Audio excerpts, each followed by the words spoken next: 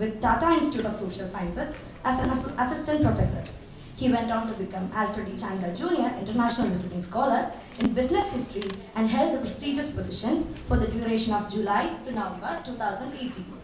Working at the intersection of history, economics, and demography, his works and interests span across topics like diseases, business, migration, and archives.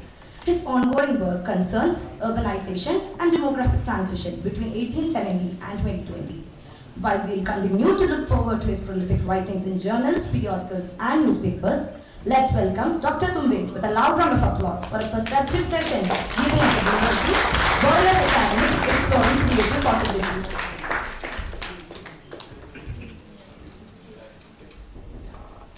I request Chunki Payun and Deepak, GRM organizing team, to felicitate Dr. Tumbe with a token of appreciation from IIT Guwahati.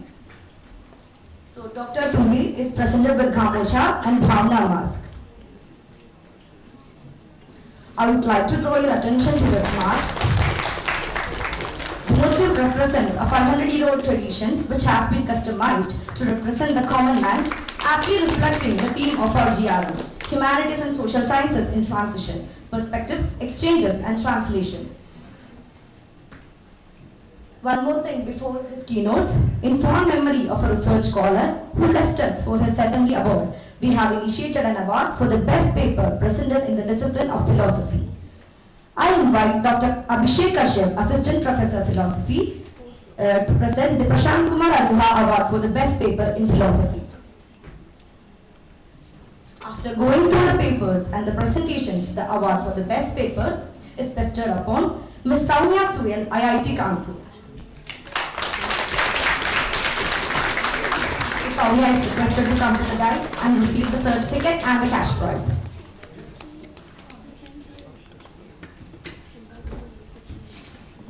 Excuse me.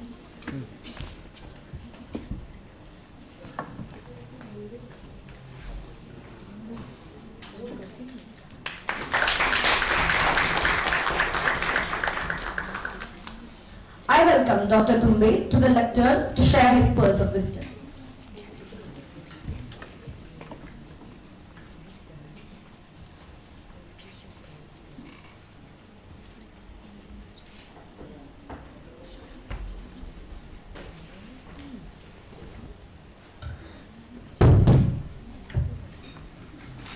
All right, very warm welcome to everyone. As someone who did my PhD about more than 10 years back, the one thing I know about graduate meets is that you really want to go home at the end of it. You spend 2 days in seminar halls, packed, attending, paying attention, dozing off, doing a variety of things, but the last thing you really want to hear is somebody speak before you go home, or you want to see the city and so on. So I'll try and keep it as short as possible, and maybe we can have some interaction. I think we have to wrap up by 5 o'clock, which gives me about 50 minutes for this session. The theme of this very fascinating meet, which is interdisciplinary. I was really amazed to see the range of topics presented out here. I myself engage in a lot of interdisciplinary research, not in all the disciplines that I hear, but in a fair number of them. And I'm just amazed at the range of topics, right? So I'm really feeling sad that I could not attend many of these panels. What I'm going to talk about today, this theme, borderless academics, and how might one think through, especially that this is a grad student meet. Many of you in your first few years, where maybe some of these things you've not really thought of, might spark and inspire you towards that. Some of you might be towards the end of your journey and might soon become faculty or whatever new careers that you choose, and things might be, interesting ideas might be taking root, which hopefully I want to touch upon today. Right? So the chart, of course, is interesting. Most of you are aware as PhD students of one of the best websites for PhD students is called phdcomics.com, and they have a range of different cartoons, and it's a long-running effort. They have literally hundreds and hundreds of such images. But the grad student brain, you can see this word ego, right? This word ego is there throughout. And of course, it doesn't end with being grad student. It enlarges, especially as you become faculty, right? Because then people call you sir, madam, prof. You think you know a lot of stuff. And this ego starts inflating more and more as you start doing research, as you write papers, as you write books. This is a world, academia can be a world where a lot of ego inflation happens, right? There's also a lot of other stuff that you guys do, which is publishing, pressure, collecting data, and of course free food, right? That's why many of you are here. Don't lie.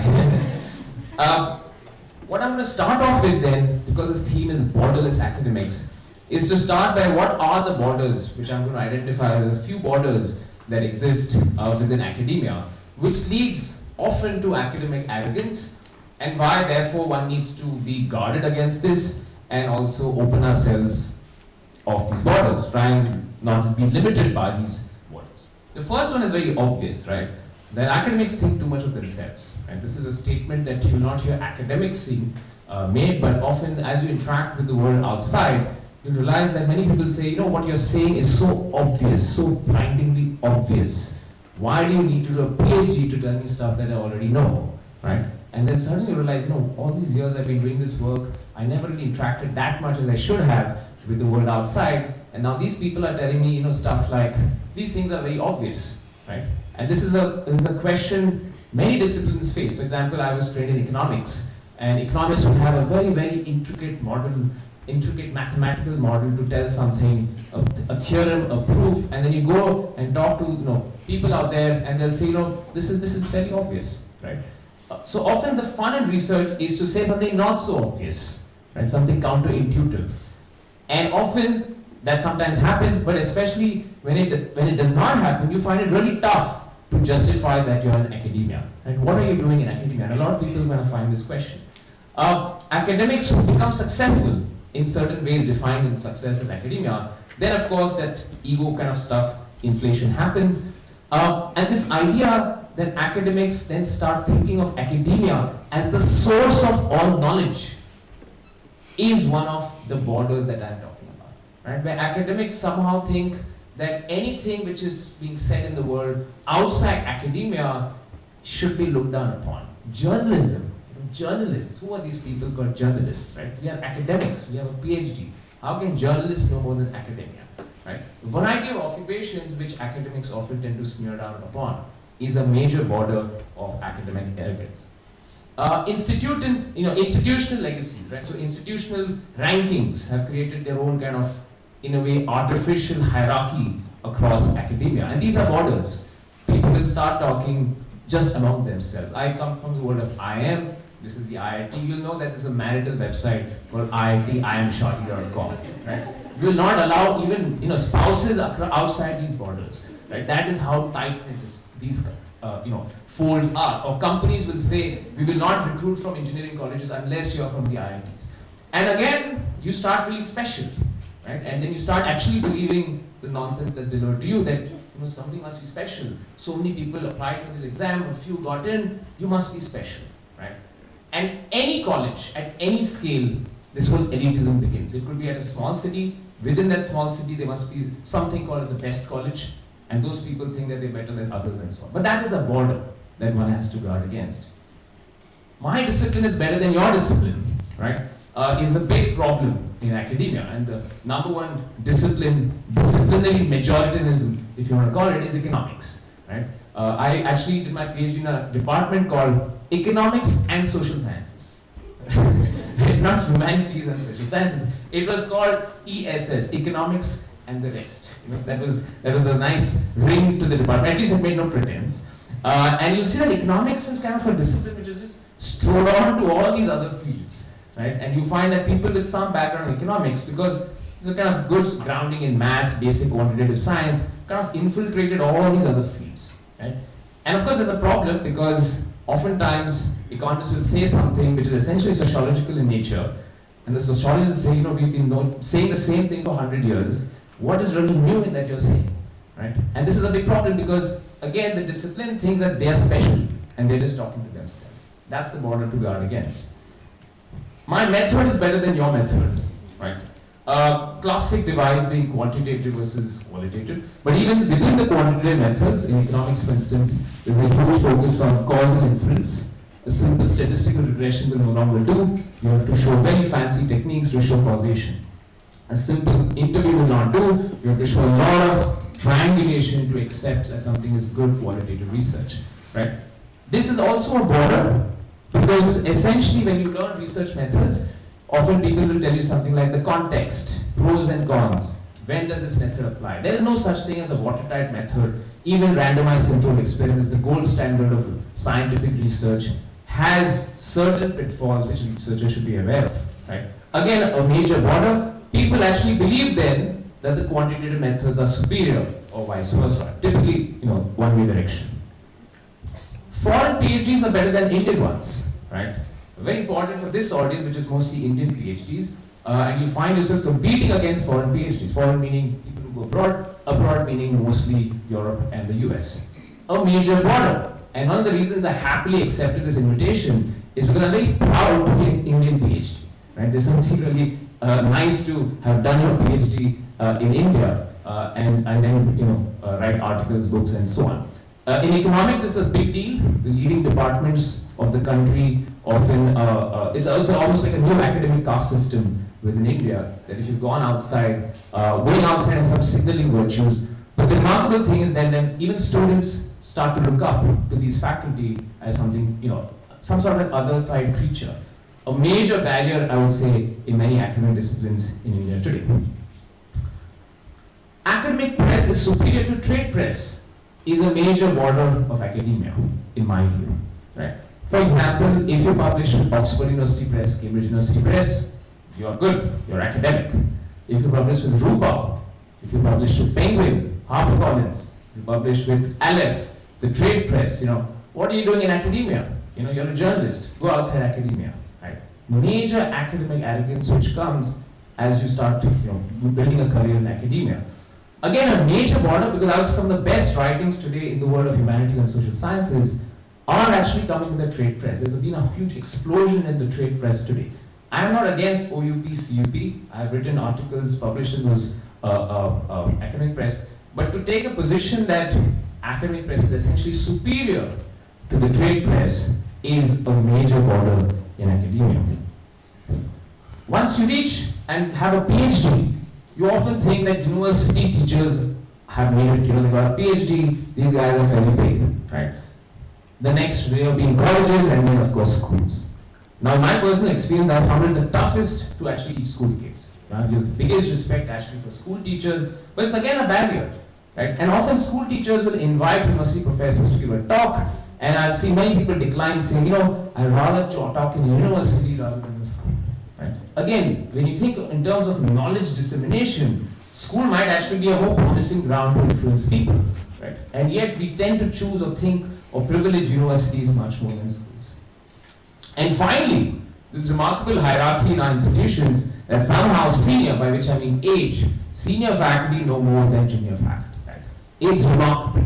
This hierarchy runs in a variety of ways. Some of you might have seen this Jaspal Bhatti video many years back, where this person makes his PhD student do all sorts of errands along the side. There's this almost like a servile kind of attitude between the supervisor and the student. But as you go up, then again, a much older faculty versus younger faculty, a major border, because once you've done a PhD, you are expected to know a certain amount of your field. Typically, you know more than most people in that field, right? So even if you're in a department, it's quite likely that major topics, I'm not saying you should not respect, but the idea that, the hierarchy kind of imposes over many other things, I think limits knowledge creation. Okay? These are a few which I think are very important borders which limit the way we do research in the world of academia. This is not limited to HSS, it can be in science, this is not something unique to India, it can be across the world.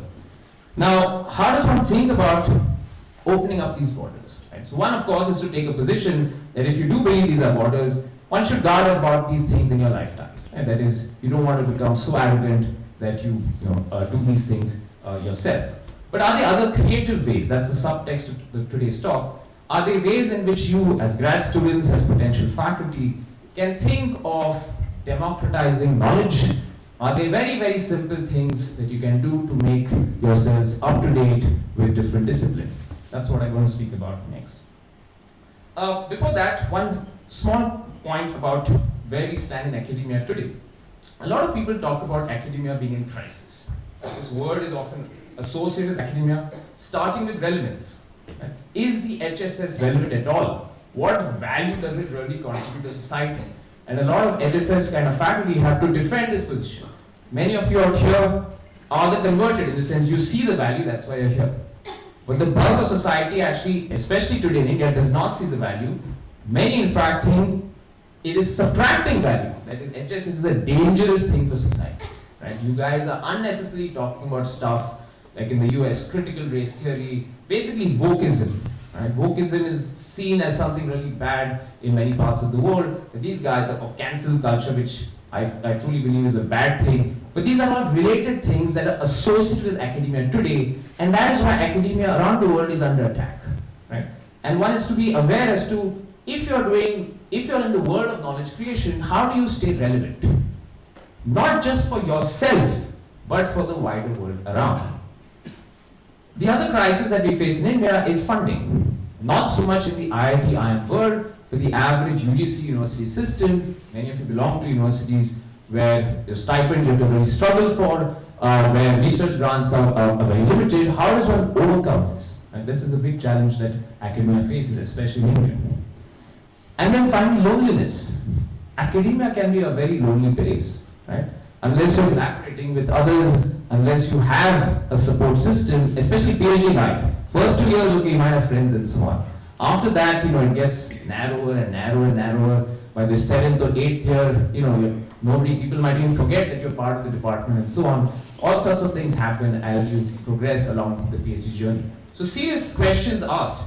And a lot of people around the world are dropping out of academia. That's why this question mark, is there really a crisis? I do think that there is a crisis, not so much in India. US is in a deep crisis. For example, in the economics profession, record numbers of people after PhDs are not going into academia. They hate it. Right? They go into industry, they're doing different things, but they're not getting into academia. So there is something going on in academia, and what I'm calling as borders, really important borders, restricting it. So I'm going to go through now a bit of my personal journey as to how I got interested in interdisciplinary research, and some basic principles which I follow in my research may or may not be relevant for you guys. So I started my PhD, I wrote my PhD thesis, it came out in 2012 at IIM Bangalore, and it was on migration. It was called Migration and Remittances in India. As you can see, the subtitle, historical, regional, social, economic. I could have just added more terms if I wanted to, but I stopped it out there. Like psychological, environmental. No, I said, okay, few disciplines. So that's why I consider myself working at the intersection of history, economics, and demography. And what's interesting is that right from the inception stage, it was nice because my thesis committee was really truly interdisciplinary. So I not only had economists, but I had an anthropologist, I had a demographer, right? So I was literally guided by some fascinating people, and these are leading demographers, anthropologists, and so on of the country. And I learned a lot, and migration is one of those topics which lends itself very easily to interdisciplinarity. As against the inflation, right? Inflation, yes, sociologists can study inflation, but it lends much more easily to the economists. Right? But migration is one of those topics, you can look at it from virtually any angle you want. Right? So it helps that this was a topic which came out of that. But what I discovered in my PhD life was that there's a lot of fun that comes along the journey of research when you start reading across your disciplines. And that's why I kind of kept building on this idea that I need to know much more beyond economics, which was what my formal training was in. My PhD life was fantastic because I was exposed to a variety of research methods, qualitative, quantitative, etc. Some of it was self-taught, some of it, for example, mapping. Nobody taught me how to make this map. I just learned it myself. And that's the great thing about how the world we live in now. So much of the stuff that's there is freely available online. You can just learn a lot of stuff on your own. So in my thesis, for example, a lot of it was fieldwork based, particular migration corridors of India, which I studied. That's a photograph of a migrant family from my personal archive. This is a map, for example, showing you out-migration in India that comes from the National Sample Survey. It's a large sample data. You need to understand how to analyze this data, unit level data, and so on. You need to understand statistical analysis for that. There were courses I took from simulation, to actual mathematics, where I was the only student, to of course qualitative research, where I learned stuff like groundwork theory and so on. So I was really privileged to be exposed to different methods. But as a PhD student, what I also realized is it's a great place to actually get exposed to different methods, because maybe after that you will not, unless you're really self-motivated. Either way, my recommendation would be that you have to be aware of the different stuff that exists. A lot of people say, if I learn simulation, when will I ever use it? But the issue is, you know exactly what it is. You may never use it in your life, but at least you know that this is something that exists, right? And that's the whole value of being exposed to different methods. The last chart is very interesting. This was my aha moment in my thesis, where census-based, archives-based. It's a chart on sex ratios. You see India's sex ratio is about 900. But there's some districts of India where you're missing men, right? So Udupi, Ratnagiri are these districts of missing men, where the men have gone out to work. But you just see what the chart tells you. In one chart, it tells you that for 110 years, Ratnagiri and Udupi are having districts of missing men, right? So a simple one-chart presentation to tell you this phenomenon of migration, mass migration persistence of these two districts. It's not just these two districts. About 20% of India faces this kind of mass migration. And so a lot of this thesis was about migration persistence and so on. In this thesis, I learned a couple of basic principles of doing interdisciplinary research. Right? So one was, of course, to keep exploring new research sites. Right? That is, you don't stop with just one. You might get a fantastic breakthrough in a particular field, in a particular archive, on a particular kind of interview site. But exciting research often happens when you push yourself a little bit more. Right? Can I go a little bit more than what the existing stuff is telling me? So what I found in migration, of course, is that most migrants travel by trains and so on, that the Indian Railways became a very important research site for me. I spent a lot of time inside the trains interviewing people, and finally settled for the railway platform as my research site. And the Indian train is probably the most under-researched site in HSS, because it covers literally everything, all our classic differences. From one end of the train, you have the general compartment to the rich guys. So you have class variation, you have caste variation, gender variation, religious variation, regional variation, language variation, all the classic identities in the Indian train. Right? And yet it is one of the least kind of research site itself, right, in India. And it is very cost effective. You don't have to spend too much time to get a big sample. Right? Otherwise people say, how can I do a 1,000 sample study? Choose a railway platform. Within a few days, you get a 500 sample. Okay, so that is, these are innovative kind of research sites. This is just one example. A lot of interesting research studies, for example, traffic signals, where people have done research.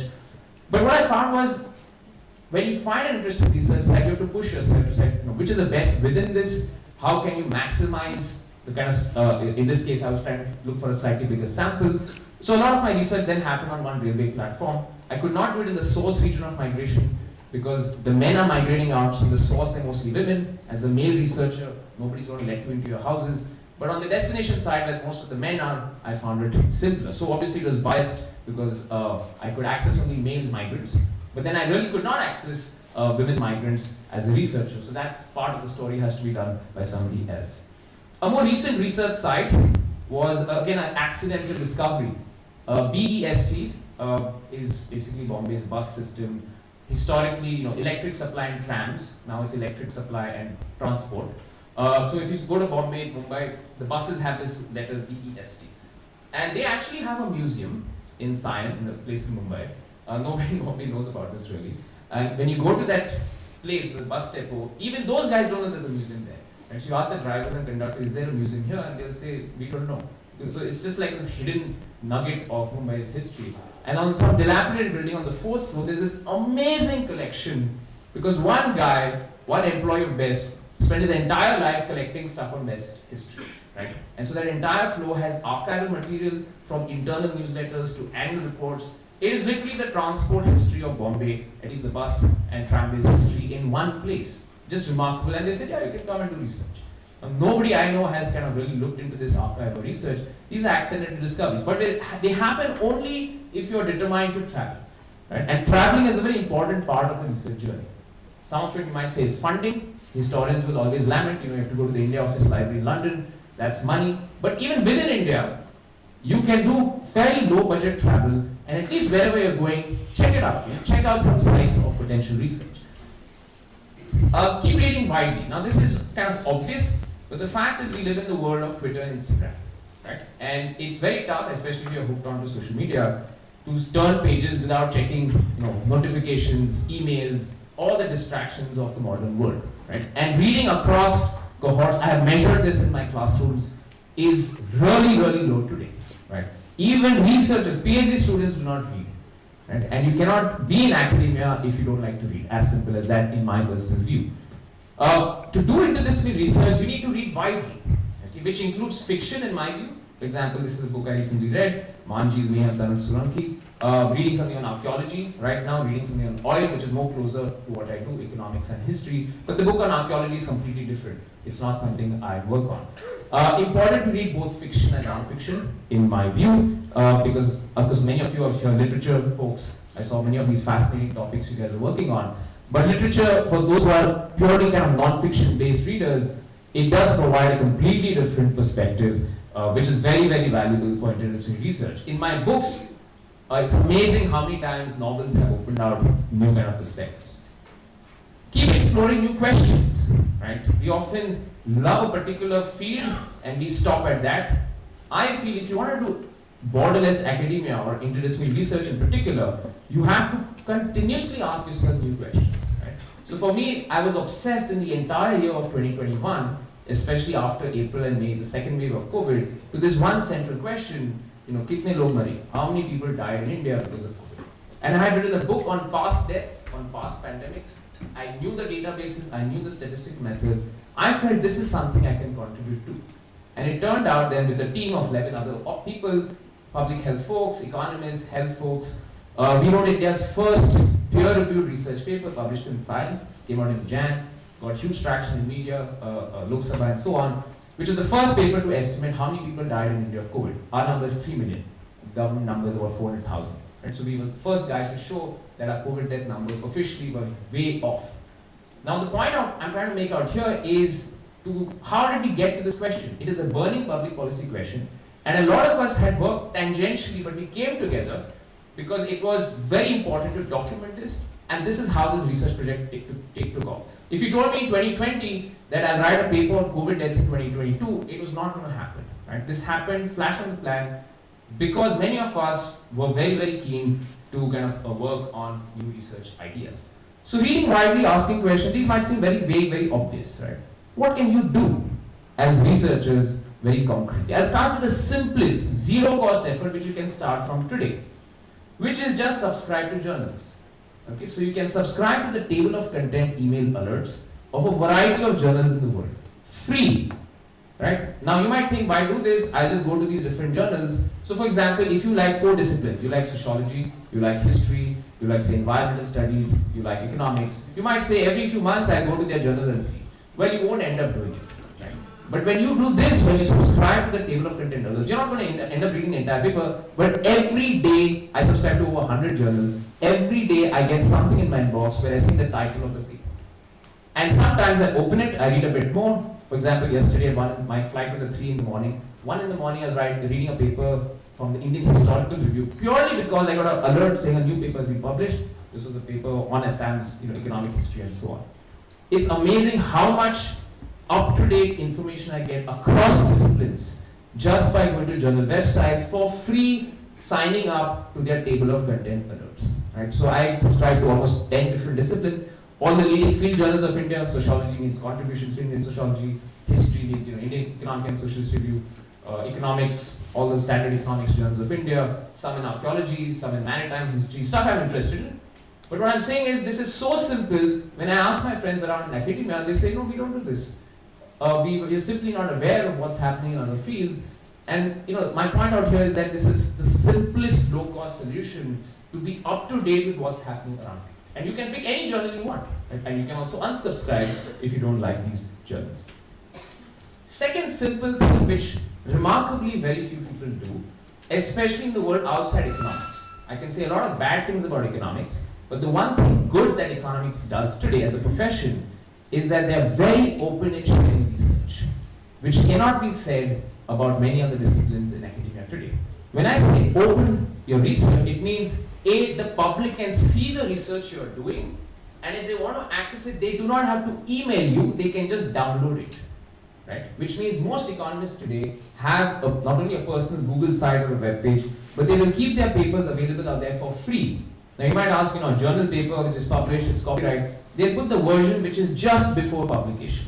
But it will be there. You can download virtually any economist's work in the world, for free by just going to their personal website. You can go to my website and download all my papers for free. Right? Now this is a very simple thing to do because, and if more disciplines do this, you can see how simply interaction grows. Right? But if you go to in India in particular, a lot of university faculty pages are not populated. Not many faculties have personal websites. I'm not saying everyone should have their own website. It's great if you have your own website, but at least keep your profile pages up to date and make those documents available without someone having to email. Right? That's what I mean by making it completely open access. It's possible, it's easy, and it dramatically opens up the scope for interdisciplinary research. This particular page on the side is just a menu page of my Google site. I don't have a website dedicated, but a simple Google site which anybody can make. Right? If you have a Google account, you can just make a website out there. Another simple thing, of course, apart from books, like this is Pranab Pardhan's famous book 1990 with a fascinating title, right? It said Conversations Between Economists and Anthropologists, classically opening out the borders between these two disciplines, subtitled Methodological Issues in Measuring Economic Change in Rural India. So this was a classic study of interdisciplinary researchers getting people across the kind of borders, so to speak, to talk to each other. Another thing that can be done is to make a bibliography. We spend so much time on literature review, right? And that knowledge is locked in our head. If only that knowledge was shared with the whole world, right? So when I did my PhD, I read so much on migration from different perspectives, and I collected so much information on migration. I said, why should this be just left with me? So throughout my PhD, as I was doing my PhD, I created a 250-page document. It was a document longer than my PhD itself. It is called the India Migration Bibliography. Okay, it's freely available online. It is easily downloaded. It's been downloaded thousands and thousands of times. And many people actually know me not for books but for this bibliography. They say, oh, you wrote that bibliography. And I'm very happy about it. I said, because this is public stuff, this is public good. This is a bibliography of 3,000 books, research articles and reports written on the subject of internal migration, international migration and diaspora related with India across disciplines, different disciplines. It's sorted by discipline, it's sorted by regions. You want to know something written about Uttarakhand migration, there's a whole section on that. You want to know something written about Goa migration, there's a section on that. Right? Because as I was doing my PhD research, I was accumulating all this information and said, why should this be just left with me? And the message here is that all of us spend so much time scanning literature that knowledge acquired is just with us. Right? What if you actually open it out to others? And especially if you want to push yourself into doing interdisciplinary research, read more about other disciplines, put it in one place, and do this. After this, I got obsessed with this idea of sex ratios. So I have something called the India Sex Ratio Bibliography. And in the last 2 years, me and some others have been working on an urban history bibliography. So that will come out maybe next year or next year, but that will be a massive tome on some of the core literature on the cities of India. Right? So the India Urban History Bibliography is currently in the works. Again, these are public goods, freely accessible, you can just get them. Right? And this is something that you can make, it's so simple. Some of the books I've written, I've deliberately now chosen the trade press. Again, coming to that point of trade press versus academic press kind of debate. I eventually moved with this idea of publishing. I have nothing against the type of press one publishes in, but I thought that it might reach a slightly wider audience and hence be slightly more relevant. And of course, the way you write a book for the trade press is very different. It's much more chatty, it's less academic, but that is a call you take as a researcher. And for me, once I wrote my first book, I loved it, and I said, okay, this is something I want to do all my life. It's also important to get your stuff in different languages, right? So if you ever write a book, try and push for translation in different languages. The more the reach, that is where if you're in the business of knowledge creation, you want to also then not keep that knowledge just to yourself. That's a strong philosophy that I abide by. There are of course different ways to disseminate, newspapers, podcasts, which is a big industry today in India. Online talks, I say specifically online, because one of the things that the pandemic revealed was that you can do Zoom talks and so on easily. And I started getting a lot of invitation from small schools, small colleges across the country. And And it was amazing because now I could just sit in Ahmedabad and reach such a wide audience to talk about either migration or pandemics in this case, right? Again, I don't have any borders. I will give talks on the university and so on. If there's an interesting audience, especially school children, I would love to engage with them. But online talks are really amazing because you can reach so many places that academics could not reach earlier. And then of course there's social media, right? Again, social media has all its ill effects. It could be toxic.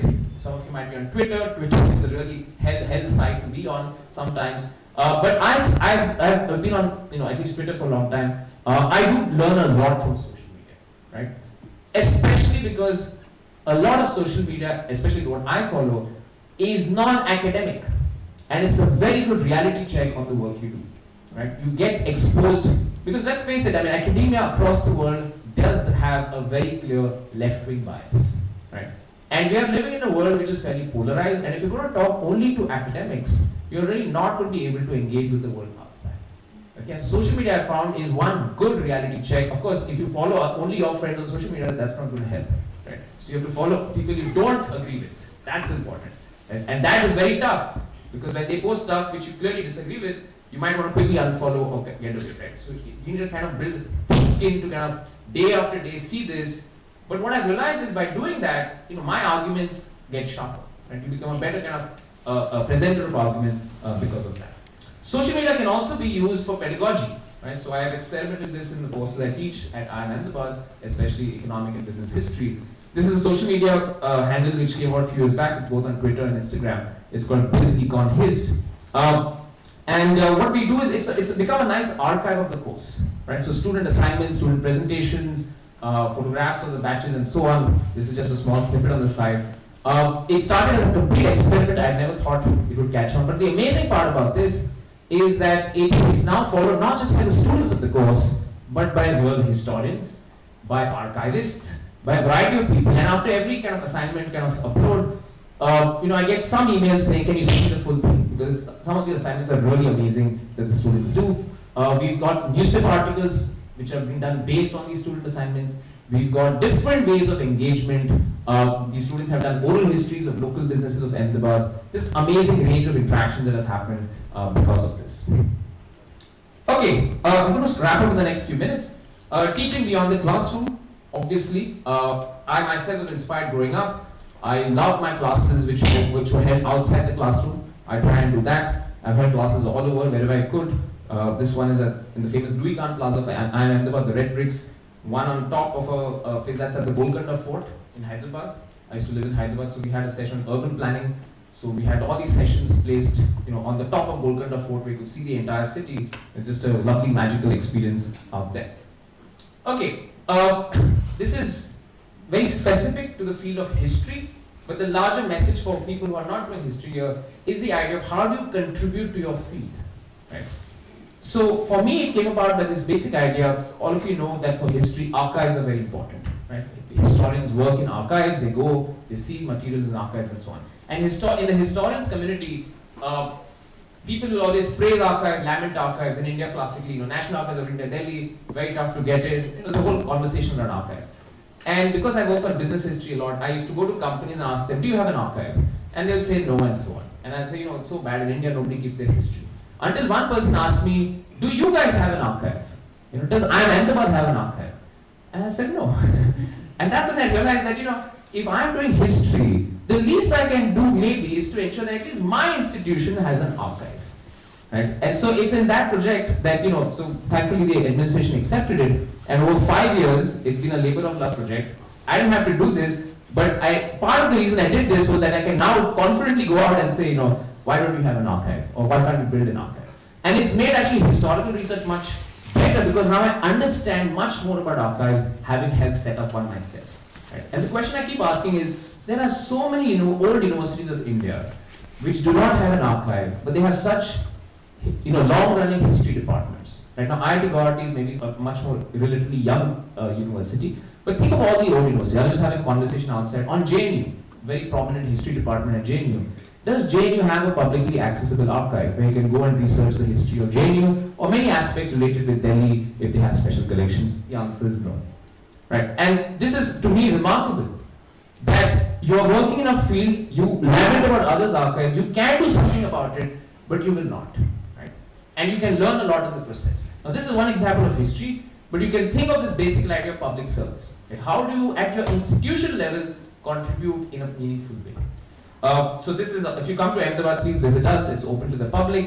We not only have the history of Ahmedabad, we have collections on business history, old documents. It's become, researchers come to the archive, and it's amazing for me as a researcher at others' archives to have helped set up an archive where other researchers come, right? So that's a very fulfilling field. Okay, questions of funding. Partly, a lot of stuff in interdisciplinary research is accessible today because of this digital revolution in the last 2 decades. It's just amazing the number of resources, the number of historical material that you can now find at your fingertips. And a lot of people are still not aware of resources that are available. If you're interested in history, on my website, I have a link with resources. There are hundreds of links in that PDF document. Download that PDF document, search through all those links. You will find many things which you not imagined before. Right? So I do maintain a resource of core archival kind of resources of India. Grants are painful, right? But they need to be done. There's a, this is something where the IITs and IIMs are relatively blessed. UGC universities are hugely underfunded. But I would say, instead of only complaining about grants, if you're really committed to research, you should find yourself patrons, right? This is how the famous guys in the past did their work. Find some guys who will fund your research, right? You have to go beyond, because yes, you complain all your life that the UGC doesn't give you money, or you find some guys who are willing to fund your research, right? It could be a company, it could be an organization. Basically, you're saying grants outside the economic system of universities, right? This is something that a lot of people are doing, a lot of my colleagues and so on are doing, and I find that this is quite a promising route instead of all the time complaining that there are no funds available. Okay, challenges of borderless academics. Doing interdisciplinary research is not easy, okay? And one of the things one has to be very careful about is knowing the literature, getting really on top of the literature. Because a lot of time it's very, very shallow, right? So you might say, oh, I'm doing at the intersection of 3 disciplines and so on, but you really don't know too much about that discipline. You will get exposed, and people from that discipline will tell you, like, you might be a very good a field specialist in one discipline, but you really are not on top of the literature in some others. Right? So when I wrote my thesis, for instance, I was much more of an economist than a historian or a demographer and so on. And my thesis examination committee rightfully criticized, saying this is very shallow. This is, you're not on top of the literature. You don't know anything that you're talking about on this particular part. Very valuable comments, which made me realize, obviously one has to really invest very heavily into different disciplines if you want to do interdisciplinary research. There are also parents, right? I was just talking right now about job market issues with a PhD student, and the fact is that the more interdisciplinary research you do, the less you fit in with traditional departments, right? So for example, this idea of economic history, are you 2 economists to be in a history department or 2 historians to be in economics, right? So there's this constant pressure, and you have to pitch yourself in a reasonable way, right? There are not enough HSS kind of places in India. They're more likely to be clear-cut departments where you have very, very strong disciplinary preferences. So that's a major challenge, but you can set it up in the course of a graduate journey. Plagiarism, I'm not going to talk too much, all of you know the perils of plagiarism. What I mean out here is not just verbatim copies, but the fact that often in interdisciplinary research, you just lift the theory from one discipline and apply it to another discipline and then call it something very new. Right? Now this is not plagiarism in the strict word, but this is not, in my world, not substantial value addition. Right? And you have to be very careful of this, because you need to see if you're really generating some new idea or not, especially when you're working with theory. And of course, we now live in the world of artificial intelligence, right? And student essays can be beautifully curated. Write a 3,000-word essay on ASME's economic history, and you will get a beautiful essay written. How do academics deal with this? Of course, what will happen? Of course, just yesterday I got a link to an app of how to detect plagiarism from ChatGPT, right? So now you can also have an app which does that, and obviously faculty around the world are going to deal with this. Now, again, the key out here is interdisciplinary research. How can one actually use artificial intelligence? Not to tell you, okay, write this, right? But how do you get information about other disciplines using artificial? Because I do believe this is a very, very powerful tool. You can mine thousands, millions of documents to get some broad patterns out of it, right? So one should not completely dismiss it as saying, students can get this life easy. it is going to be a very, very valuable use for research, especially in the world of interdisciplinary research. Okay, interesting quote by John Maynard Keynes on the master economist, right? It's a very famous quote, but it kind of tells you, like, this particular bolded part, the economist must possess a rare combination of gifts, part mathematician, part historian, part statesman, part philosopher. Basically the idea of learning, being invested in some of these other disciplines, right? I'm going to end here by pointing out, pivoting what Keynes said, of what I strongly believe borderless academics can look like. The alternative to having those borders that I showed you up front is to be a bit more creative, right? And how can you be creative? One, in your lifetime, you should create at least one public good, which means you should not just take, but also give back, right? And give back not just in the form of research papers and books, which is your primary task as academics, but something much more. Maybe, I don't know, a center which kind of documents a lot of things. Maybe you go to the field, capture oral histories, make a website out of it, so you create a memory out of that. In the world of archaeology, it's a field which is completely kind of new to me. I'm sure there are ways, for example, in the world of archaeology, I would love to have websites which have already mapped out key points of kind of discovery and have made it accessible to the outside world. Maybe they exist, I am not aware of it. And you can do it. If you're students, if you're passionate enough, you can create these public goods. A creative academic converses with other disciplines, that's what we mean by interdisciplinary. Even if you're not actively doing something else, you can talk, like Pranab Bardhan's book, Conversations Between Economists and Anthropologists. Like, so these guys have not converted themselves to either discipline, but at least you're talking and learning. And HSS departments are the ideal are fantastic places to do that. I do think academics need to talk to the public more. And the public is not just something called like, op-ed pieces and articles, which are of course important, but the public at large, which means, and it can be very creative forms. For example, the artist community, right? I was at a migration event a few weeks back in Kolkata, and Chandar Heart, which is a collective of refugee kind of resettlement zone place there, the artists are there. They've created some amazing artwork related to migration with such massive traction at the local level. They're getting hundreds of thousands of people to attend the events that they're curating, and they're linked with burning HSS kind of questions. Right? How do you collaborate with non-academics in the world of art, in the world of, again, maybe grassroots movements, social movements, different kinds of movements on the ground to kind of, project what you're trying to do in the world of HSS. And most importantly, as I said, academics need to converse with people they don't believe in. Right? So they don't agree with. And this is the hardest nut to crack, because academia, as I said, is hugely contained within itself. There are a lot of studies in the US which show how ideologically on one side academia is, right? And in the polarized world, if you want to see the world in a different way, you have to engage, right? You have to passionately engage rather than passionately disengage, which I think a lot of academia is doing right now. So I'll end here with this interesting line, paraphrasing John F. Kennedy, who said, "Ask not what the country can do for you, but what you can do for the country. Ask not what the institute can do for you." Right? Of course, the institute should take care of you. They should pay your stipends. They should give you resources. Somebody lamented that there's no library in this institute. Of course, there should be a library, and so on. Right? So, of course, the institute should do certain basic things for you. But go beyond that. What can you do for the institute? Right? And this is such a lovely event run by students, so efficiently. I was really amazed by the energy of students in this room throughout this day. I think it's an important message, and that's definitely something that I kind of use in the way I do my academics. So explore and share. A lot of academics love to keep knowledge to themselves. I would exhort out here to please keep sharing. A lot of people say, "Oh, if I say this, they will steal my ideas." Maybe it happens, it's unfortunate. Then create more ideas. Right? If you're in the business of ideas, you can always think. That's what we're doing in academia.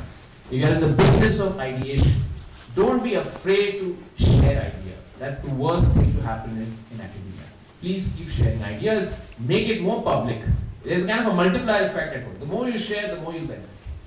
And my basic motto is to laugh and learn. Right? And laughing often at oneself. Never take yourself too seriously. Right? As I said, that ego started with the brain, and that ego, never take yourself too seriously. Always be skeptical. My grounding thing is whatever I'm doing, that research has already been done. Right? I never think that I'm doing something completely new. I feel that research has been done. It's just that I can't locate where it is. Right? Sometimes I can locate where it is, sometimes I can't. but I never feel like I'm doing something completely new. So I'll end here. Just to finish off, I have these two books. If you like migration pandemics, you can read them. But IIM Ahmedabad also runs a history internship, which is open to anyone enrolled for masters or PhD. You can just Google this. And we also have a history conference linked with business and economic history, which this year is on September 1st and 2nd. But it has a PhD student workshop, fully funded. We cover travel, accommodation, everything. And it's open to across disciplines. But it has to be associated with the world of business and economics history in some meaningful way. It could even be literature, fiction, but it has to be connected to these core fields of business, economics, and history. So with that, I'll end, and happy to take a few questions. We have about 5-10 minutes, I think. Thank you.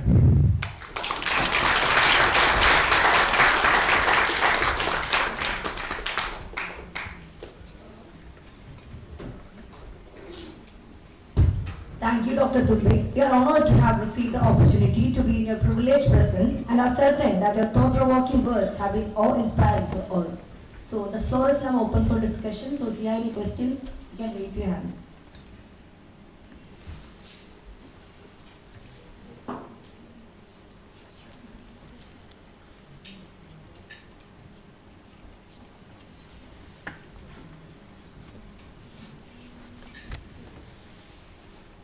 This is what as academic as one can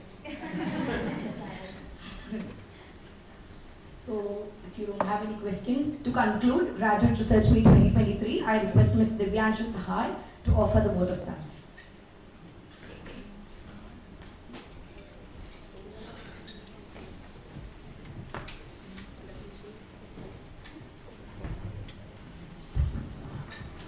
Good evening all. I am Divyanshu. I have been designated to give the thank you note. I have tried my best that this does not sound like a thank you card, but I have a few thank yous to make, so it ended up sounding like one.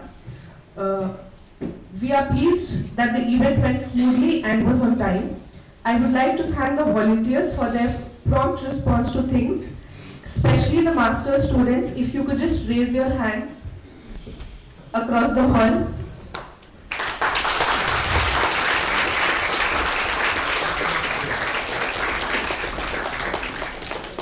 I take the opportunity to thank the faculty who took considerable part of their time to look into the abstracts, shortlist, go through the full papers and chair the sessions. I am sure that the participants and the audience benefited of their feedback. I would like to thank the participants who responded to our calls and came all the way to Guwahati braving the northeast winter. In our defense, we did tell you that winter is coming. Kudanos even gave you instructions to get winter wear. Jokes apart, we were amazed by your response, cooperation, scholarship, and enthusiasm. I hope that we hosted you well and the food was nice. I would like to thank the office staff of Department of HSS for their wholehearted cooperation. We would like to extend our gratitude to Professor Anamika Barwa, Dr. Kibyan, our faculty convener, and Professor Sukanya Sharma for their support. The GRM had hit a lot of roadblocks. They were crucial in resolving many. I would like to take a moment to thank the organizing committee who has spent months planning this. We have gone insane over it, but it has been a learning experience. To our volunteers and organizing committee, people, I think we did it. Certificates will be provided in the registration desk in the lobby. Tea and coffee are served. GRM will return. Until then, signing off. Have a great journey back. Thank you.